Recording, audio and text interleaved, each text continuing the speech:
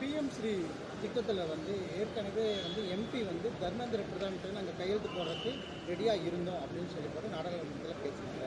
எப்படி பார்க்குறீங்க? யார் கையெழுத்து போட தயாராக இருந்தது? எம்பி எல்லாம் அந்த பிஎம் ஸ்ரீ திட்டத்தில் கையெழுத்து போடுறது. அது இந்த புதிய கல்விக் கொள்கையில் தான் வருது. அது இல்லந்தேடி கல்வி, இந்த பிஎம், அந்த ஸ்ரீ பிஎம் இதெல்லாம் அதில் தான் வருது. ஒன்று, புதிய கல்விக் கொள்கையை நம்ம எதிர்க்கிறோமா ஏற்கிறோமா, அதில் ஒரு தெளிவான ஒரு முடிவு எடுக்கணும். ஏன்னா இல்லந்தேடி கல்வியை நம்ம ஏற்றிருக்கோம். நம்ம ஐயா ஜவஹர் நேசன் இந்த கல்வி திட்டத்தை வகுக்கிற குழுவில் இருந்து வெளியேறினதே இவங்க புதிய கல்விக் கொள்கையை அப்படியே ஏற்கிறாங்க. அதில் நமக்கு ஒன்றும் வேலை இல்லைன்னு தான் வெளியில் வந்தாங்க. உங்களுக்கு தெரியும், கூட அவங்க நிறைய நேர்காணல்லாம் கொடுத்துருக்காங்க. கல்வி ஆய்வாளர்கள், மிகப்பெரிய வல்லுநர்கள், அறிஞர்கள் எல்லாமே சொல்கிறது என்னென்னா, இது நம் குழந்தைகளுக்கு எழுதி வைக்கிற மரண சாசனம் தான் சொல்கிறாங்க. இப்போ கல்விங்கிறது சுகமாக இருக்கணுமே ஒழிய சுமையாக இருக்கக்கூடாது. எந்த நாட்டிலும் இல்லாத ஒரு பெரிய சுமை என் நாட்டில், நான் பிறந்த நாட்டில், இந்த நாட்டில் மட்டும்தான் நான் விரும்பிய கல்வியை கற்கிறது அவ்வளோ பெரிய தடையர். ஒரு மருத்துவம் படிக்கிறதோ அல்லது எதுவுமே, இப்போ மருத்துவத்திலே முதுகலை படிக்க மறுபடியும் ஒரு நீட் எழுத வேண்டியது இருக்குது. பிஜி படிக்க மறுபடியும் ஒரு நீட். அப்போ இந்த தேர்வு தான் ஒரு சிறந்த மாணவனை தேர்வு செய்யுங்கிற முறை எப்படி? மதிப்பெண்ணை வைத்து மனித அறிவை மதிப்பிடுவது சரியா இருக்குதான்னு முதல்ல பாரு. எல்லாவற்றுக்கும் தேர்வு வைக்கிறவங்க, நாட்டையே இவ்வளவு எல்லாவற்றையும் நிர்வகிக்கிற தலைவர்கள் என்ன தேர்வு எழுதுறாங்க? எந்த தகுதியும் இல்லாத ஒருவர் இந்த நாட்டை ஆளுகிற தகுதியை பெற்ற முடியும். ஆனால் ஒரு வழக்கறிஞர் நீதிபதியாக தேர்வு எழுதணும், ஒரு காவல்துறை அதிகாரியாகவோ அல்லது மாவட்ட ஆட்சி பணிக்கோ இந்திய குடிமை பணிக்கு வரவோ தேர்வு எழுதணும். எல்லாவற்றுக்கும் தேர்வு தேர்வு தேர்வு. கல்வியிலே தலை சிறந்த நாடாக இருக்கிற தென்கொரியா 8 வயதில் தான் பிள்ளைகளை முதல் வகுப்பிலே சேர்க்குது. நீங்கள் 8 வயதில் என் பிள்ளைகளை பொது தேர்வு எழுதுன்றீங்க. அந்த இடத்துல தோத்துருச்சுன்னா அது கல்விங்கிறது ஒரு எப்படி சொல்கிறது, ஒரு நஞ்சு ஆயிராதா? அந்த பிஞ்சு நெஞ்சுக்குள்ளே போய் பள்ளிக்கூடம்ங்கிறதே ஒரு கொலைக்களம் மாதிரி ஆயிராதா? எப்படி அது வரும் பள்ளிக்கூடத்துக்கு? நீங்கள் இப்போ பார்க்குறீங்க, இப்போ இந்த ஆட்சியில் நீங்கள் அது செய்தியாக்குறது இல்லை. இப்போ நீட்டு தேர்வு எழுதிட்டு தேர்ச்சி பெறுவோமோ இல்லையோங்கிற ஐயத்தில் ஒரு தங்கச்சி இறந்துருக்கால இல்லையா? இறந்துருக்கால.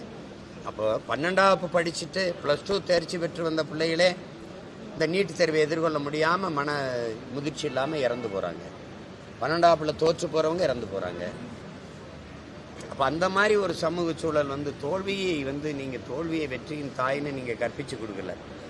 தோல்வியோட எல்லாம் முடிஞ்சிருச்சுன்னு இந்த சமூக கட்டமைப்பு வச்சுட்டு இது ரொம்ப கொடுமையாக இருக்குது. அதுவே எவ்வளவு ஏமாற்றான ஒரு வார்த்தை தம்பி. நீங்கள் கல்வியை வியாபாரமாக்கிட்டு நீங்கள் சம கல்வி சம உரிமைன்னு பேசுறது நாங்கள் எப்படி எடுத்துக்கிறது? கல்வி சமமாக இருக்கா? அது சம உரிமையில் இருக்கா? ஏழைக்கு ஒரு கல்வி, பணக்காரனுக்கு ஒரு கல்வின்னு இருக்கா இல்லையா? அதான் கேள்வி. இருக்கா இல்லையா? பணம் இருந்தால் நீங்கள் நல்ல கல்வியை கற்கலாம். பணம் இருந்தால் நீங்கள் நீட்டு தேர்வு பயிற்சி பெற்று அந்த இதுக்கு பயிற்சி எடுத்துட்டு சிறப்பு பயிற்சி எடுத்து தேர்வு எழுதலாம். பணம் இல்லைன்னா எத்தனை பிள்ளைகள் படிக்க வசதி இல்லாமல் இடைநிறுத்தம் செஞ்சுட்டு போகிறாங்கங்கிற ஆய்வு உங்ககிட்ட இருக்கா? அந்த கணக்கு இருக்கா? சொல்லுங்க. நீங்கள் முதல் தர ஆசிரியர்களை எங்கே பணி நியமனம் செய்கிறீங்க? 2ஆம் தர ஆசிரியர் A grade C grade B கிரேடுங்கிறீங்களா? அதில் அந்த ஆசிரியர்களை எங்கே பணி நியமனம் செய்கிறீங்க? நகர்ப்புறங்களில் இருக்கிற கல்வி கட்டமைப்பு சிற்றூர்களில் இருக்கா தம்பி? இருக்கா? இங்கே கழிவறை இருக்குது, விளையாட்டு திடல் இருக்குது, கணிப்பொறி இருக்குது. அதெல்லாம் எங்கள் கிராமத்தில் இருக்கா? சொல்லுங்கள். நான் பிறந்த ஊரில் இருந்த பள்ளிக்கூடத்தை அது இடிஞ்சு வச்சு வாக்கு செலுத்த மட்டும்தான் வச்சுருந்தோம். நான் இடிச்சுட்டு கட்டப்போறேன்னா அரசு இப்போ தலையிட்டு அது கட்டுது. ஏன்னா என் சொந்த ஊர்னால அதை திருப்பி பேசுவாங்கிறதுனால கட்டுது. அப்படி எல்லா ஊர்லேயும் ஒரு சீமான் இருக்கணுமா? இருந்தால் தான் கட்டுவீங்களா? அப்போ நீங்கள் சம கல்விங்கிறது இருக்கா? நான் திரும்ப சொல்கிறேன். எங்கள் அம்மா 100 நாள் வேலைக்கு போகிறான், என் தங்கச்சி போகிறா, எங்கள் அக்கா போகிறா. அவள் உப்புக்கு, ஊறுகாய்க்கு, பாலுக்கு, தயிருக்கு, அரிசிக்கு, பருப்புக்கு, எண்ணெய்க்கு என்ன சரக்கு மற்றும் சேவை வரி கட்டுறாலோ அதை தான் இந்த நாட்டில் அதானி அம்பானி மனைவிகளும் கட்டுறாங்க, அவங்க குடும்பத்திலும் கட்டுறாங்க. வரி இந்த நாட்டில் ஒன்றா இருக்குது, வாழ்க்கை தரம் ஒன்றா இருக்கா? இங்கே எங்கே சம உரிமை சம கல்வி எங்கே இருக்குது? சம கல்வி சம உரிமை சட்டசபையில் இருக்குது. இங்கே பாருங்கள், அமைச்சர் பெருமக்கள் படிக்கிற பள்ளி அவங்க பெறுகிற கல்வியும் சாதாரண குடிமக்கள் பெறுகிற கல்வியும் இந்த நாட்டில் மிக உயர்ந்த பதவியில் பெறுகிற மருத்துவமும் சாதாரண குடிமக்கள் பெறுகிற மருத்துவமும் சமமா இருக்கா தம்பி? எல்லாத்தையும் வியாபார பொருளாக்கிக்கிட்டு இதில் சம கல்வி சம உரிமை வெற்று வார்த்தைகளை வச்சு ஏமாத்திட்டு எத்தனை நாளைக்கு இப்படி பண்ணுவீங்க? எத்தனை நாளைக்கு பண்ணுவீங்க? சாதாரண சிற்றூர்ல ஒரு வசதியும் இல்லாத படிச்சு வர்றவனும் நகர்ப்புறத்தில் படிச்சு வரணும் பொதுத்திறன் போற்றியில ஒன்னா பங்கேற்று வெற்றி பெறணுங்கிறது இது சம வாய்ப்பா? இது சம உரிமையா? இது சம கல்வியா? இதெல்லாம் கொடுமை. இது வார்த்தை தான், வார்த்தை. இவங்களே சமச்சீர் பாடத்திட்டம்னு கொண்டு வந்தாங்க. அது சமச்சீர் பாடத்திட்டம், சமச்சீர் கல்வியா? பாடம் என் கையில், என் சிற்றூர்ல நான் ஒரு ஆரம்ப பள்ளிக்கூடத்தில் வச்சிருக்கிற பாட புத்தகமும் நகரத்தில் வச்சிருக்க ஒரு மாணவனுடைய நகர்ப்புறத்தில் சென்னை தலைநகரில் கோவை மாதிரி முதன்மையான நகரங்களில் ஒரு மாணவன் வச்சிருக்கிற புத்தகமும் ஒன்று, பாடத்திட்டம் ஒன்று. கல்வி சமச்சீரா இருக்கா? சமமா இருக்கா? சொல்லுங்க தம்பி, சமமா இருக்கா? இங்க படிக்கிறவனு குளிரூட்டப்பட்ட அறை, இவன் உட்கார்ந்து படிக்க நாற்காலி, இவனுக்கு என்ன இவனுக்கு இருக்க கழிவறை வசதி இருக்கு, விளையாட்டு திடல் இருக்குது. இவனுக்கு இருக்கிற வசதி அங்க இருக்கா? சிற்றூர்ல இருக்கா? கோயம்புத்தூர்ல இருக்கிறது அங்க ஊர்ல ஒரு கவுண்டம்பாளையத்தில் அங்க இருக்குமா? ஒரு ஊர்ல இருக்குமா? சொல்லுங்க. ஒரு சிற்றூர்ல ஈரோட்ல ஏதோ ஒரு கிராமத்தில் இருக்குமா தம்பி? அப்புறம் சமச்சீர் பாடத்திட்டம், சமச்சீர் கல்வி முறையா? நீங்க சிற்றூர்கள்ல எல்லாம் மூன்றாம் தர ஆசிரியர்களை தான் பணி நியமனம் செய்றீங்க. முதல் தர ஆசிரியர்களை நகர்ப்புறத்தில் நீங்க பணி அமர்த்திடுறீங்க. பிறகு அதுவும் தனியார் பள்ளிகளை நோக்கி தான் அவங்க ஆசிரியர் பெருமக்கள்லாம் போயிடுறாங்க. ஏன்னா அங்க ஊதியம் கூட வசதிகள் கூட எல்லாம். அப்புறம்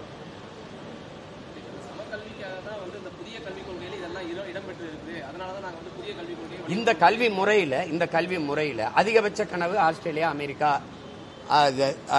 என்ன சொல்றது, ரஷ்யா, ஜெர்மன், பிரான்ஸ், ஐரோப்பிய நாடுகள் போய் பணி செய்யறதா? வேற ஏதாவது இருக்கா? இந்த நாட்டின் கல்வியில் ஒரு மாணவனுடைய கனவு, என்னுடைய வகுப்பறையில் இருக்கிற ஒரு மாணவனுடைய கனவு, அமெரிக்க கனவு, ஆஸ்திரேலிய கனவு, பிரான்ஸ், ஜெர்மனி, சுவிட்சர்லாந்து கனவு, ஜப்பான் கனவு, ரஷ்ய கனவு இருக்கே ஒழிய இந்த நாட்டில் இருந்து இந்த பணியை செய்யணும்னு எந்த என்னுடைய பிள்ளைகளுக்கு, எந்த பிள்ளைக்கு கனவு? ஆனால் உலகத்தில் இது எந்த நாட்டு மாணவனுக்கு இந்திய கனவை நீங்க ஏற்படுத்தியிருக்கீங்க? நான் கேட்கறதுக்கு பதில் சொல்லணும். ரஷ்யால பயிலுகிற ரஷ்ய மாணவன் ஒருவனுக்கு இந்திய நாட்டு கனவு இருக்கா? அமெரிக்காவில் இந்த நாட்டில் படிக்கிற எல்லாருக்குமே அயல்நாட்டு கனவு தான். அதுதான் கல்வியின் இலக்கு. இது சமச்சீர், சம உரிமை. சொல்லுங்க.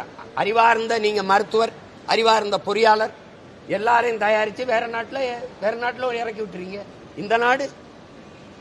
இந்த நாடு சிறந்த மருத்துவம் அமெரிக்காவில் போய் பார்க்கணும், சிறந்த மருத்துவம் லண்டனுக்கு போகணும். முதலமைச்சருக்கு முடியலையா, இல்ல பிரதமருக்கு முடியலையா, அமெரிக்கா போய் பைத்தியம் பார்த்து வரணும்.